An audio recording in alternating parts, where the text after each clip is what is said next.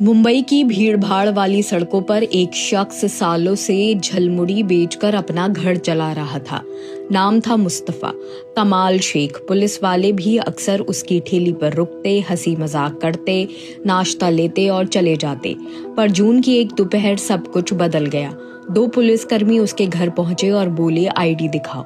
कमाल ने 4 कार्ड दिखाए, वोटर कार्ड, आधार कार्ड, राशन कार्ड और बिजली का बिल। मगर जवाब मिला, सब के सब फर्जी हैं और उसी पल उसे उठा लिया। कमाल को ना वकील मिला, ना घर फोन करने की इजाजत। 5 दिन बाद उसने खुद को एक ट्रक में बैठा पाया, बॉर्डर सिक्योरिटी फोर्स के जवानों के साथ। रात के अंधेरे में भारत बांग्लादेश सीमा पर उसे और दर्जनों मुसलमानों को गार्ड ने रोक कर कहा, यहाँ से पार चले जाओ, अगर लौटे तो गोली मार देंगे।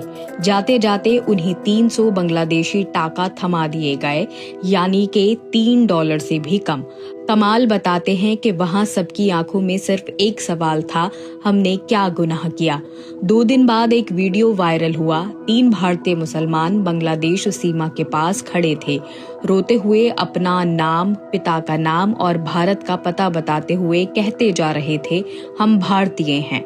वीडियो वायरल होते ही दबाव बढ़ा और बॉर्डर गार्ड्स ने कमाल और कुछ लोगों को वापस आने दिया, मगर तब तक बहुत कुछ टूट चुका था। ह्यूमन राइट वॉच की रिपोर्ट बताती है कि मई से जून 2025 के बीच भारत ने 1500 से ज्यादा लोगों को बिना कानूनी प्रक्रिया के बांग्लादेश और म्यांमार भेजा।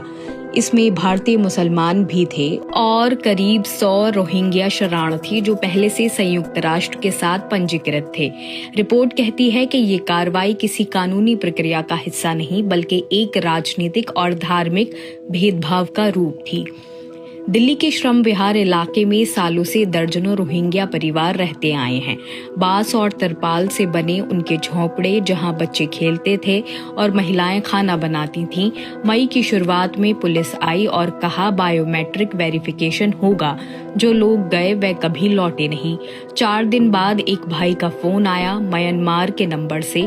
उसने बताया कि पुलिस ने उन्हें अंडमान द्वीप ले जाकर एक नेवी शिप में बिठाया और समुद्र किनारे उतार दिया। लाइव जैकेट पहनाकर कूदो, गार्ड ने कहा। वापस लौटे तो गोली मार देंगे। अगर मछुआरों ने उन्हें ना बचाया होता तो शायद उनकी लाशें भी किनारे नहीं मिलती। भारत के गृह मंत्री से जब पत्रकारों ने जवाब मांगा तो कोई बयान नहीं आया। सरकारी लाइन यही रही, हम सिर्फ अवैध प्रवासियों पर कार्रवाई कर रहे हैं। मगर सवाल ये है कि जब लोगों के पास भारतीय वोटर कार्ड, आधार और स्थायी पते हैं तो क्या उन्हें ऐसे ही घुसपैठिया कहा जा सकता है?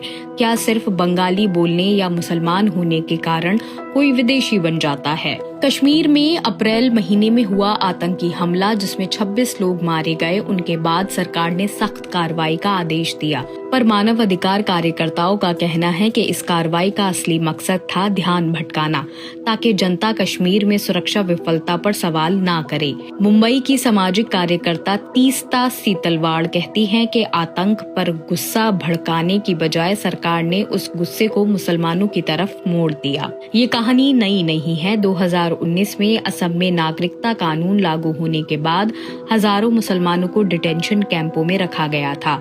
तब बीजेपी नेता अमित शाह ने कहा था, घुसपैठियों को खोज निकालेंगे और उन्हें बंगाल की खाड़ी में फेंक देंगे।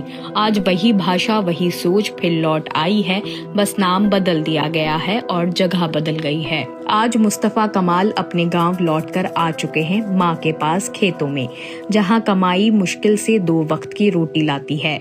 वो कहता है, मुझे वापस मुंबई जाना है, वही मेरा घर है, वही मेरी ठेली है। अगर पुलिस फिर आएगी तो मैं उन्हें भी झलमुड़ी खिलाऊंगा।